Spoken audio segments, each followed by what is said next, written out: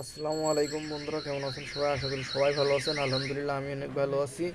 তো আজকের এই ভিডিওটি কেন কের জন্য করছি আপনারা হয়তো বা দেখে বুঝতে পারছেন। এত বড় একটা লাইট, আপনার 10 ইঞ্চি থেকে 1 ফুট লাইটটির মাপ হবে হয়তো, কিন্তু দেখেন ভিতরে এখানে একটি ফলস ব্যাটারি, এখানে একটি ব্যাটারি। এত বড় লাইটে মাত্র একটি ব্যাটারি। লাইটের কোম্পানির নামটি আপনারা চাইলে দেখতে পারেন। এই কোম্পানির লস হইলো কি লাভ হইলো সেটি আমার দেখার কোনোই প্রয়োজন নেই।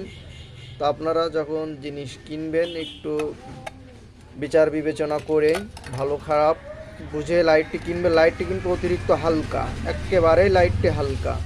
তো এই জন্যই বলছি আপনারা যারা টর্চ লাইট কিনবেন, দোকানদার যেটির দাম বেশি বলবে দেখবেন যে ওই লাইটটার ওজন কতটুকু, আনুমানিক ওজন বোঝার চেষ্টা করবেন, তারপরে লাইটগুলো কিনবেন।